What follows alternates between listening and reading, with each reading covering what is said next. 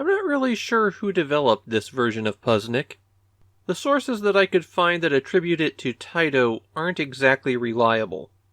The game has no credits, but it doesn't make a whole lot of sense to me that Taito would develop a port of Puzznic and then hand it off to some no-name publisher. Even if they were concerned about scheduling, since Taito released another game on this exact same day, they could have always moved it around a month or two. No, I suspect that Puzznic was a game that Taito wasn't interested in making the 8-bit port for. Let IGS license the game, and they hired their own contract developer. And then when it was done, Taito picked up what was there for release in the US. It makes a lot more sense than Taito developing it for the US market, and then not wanting to release it in Japan. Puzznic started out as an arcade game from that period when Taito was making a bunch of single-screen arcade games again. And I actually think that those arcade roots harmed the Famicom game quite a bit. Puzznic is a puzzle game where your goal is to remove all of the colored bricks on the screen. And in this case I'm counting dark gray as a color but not light gray, don't think about it too hard. Pieces of the same style that are moved next to each other vanish. And you move a piece by selecting it, holding down the A button, and then moving. You have to keep holding A as you do this. And bricks are affected by gravity. They'll fall down. And as you go on, a big part of the challenge will be unraveling the stack in such a way that pieces don't fall where they're inaccessible. One of the key things to watch out for is when you have an odd number of pieces that have to be removed. You can see the quantity to remove in the lower left-hand corner. And if one of those is odd, you are going to have to remove 3 bricks at a time to make it even. For some reason, Puzznic has a scoring element where you get points as the bricks are removed, but then if they fall and cause a chain reaction, you get extra points. But it's a puzzle game. You're really not setting yourself up for chains like that. The stages are on a timer. You start out with 1 minute, but as the game progresses, you do get additional time. On later levels, that time limit can be pretty cruel. If you have 1:30 and the puzzle takes 45 seconds to implement the solution, you'll probably still be working out what you need to do when you pass that 45-second mark.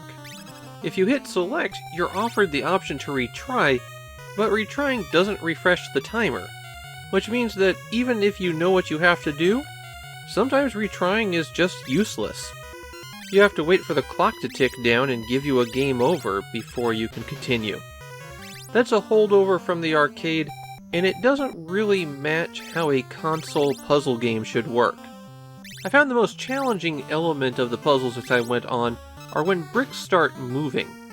You can ride on them, block their path so that they can't move as far, and of course if there's a brick on top of them and they get lined up, then it counts as removing it. There's 160 stages in Puzznic, and they are kind enough to give you passwords for them. The first dozen stages are trivial.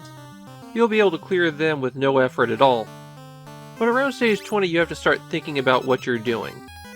And that's really all there is to Puzznic. It's a fairly basic puzzle game. However, that's not the only game on this cartridge. Puzznic had a ton of ports, but exclusive to the Famicom, and I guess NES, is Gravnic, a whole new puzzle game.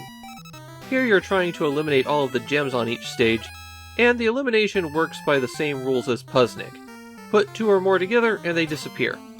The way that you move them is you hold down the A button, press in a direction, and then release A. That changes gravity so that objects fall in that direction.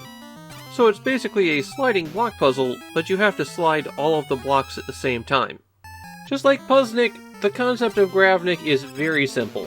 Trivially simple, in fact. I've already explained the entire game to you. Gravnic only has 80 puzzles, though. In Japan, it seems like the Famicom version of Puzznic is only known for one thing, and that's removing the naked girl that you could find in the arcade version.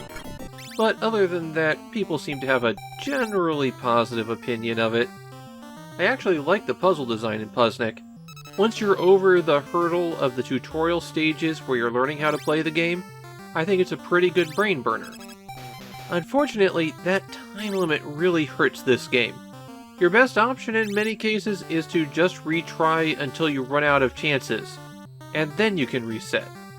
The time limit existed in the arcade version to keep the quarter drain going, but the Famicom version doesn't need it, and with a total of 240 puzzles on the cartridge, they didn't need something like that to bump up the difficulty. But other than the timer, I think Puzznic's a pretty good package, and having a second game on the cartridge gives it a boost over the many other ports. Puzznic winds up being a solid but maybe not exceptional puzzle game.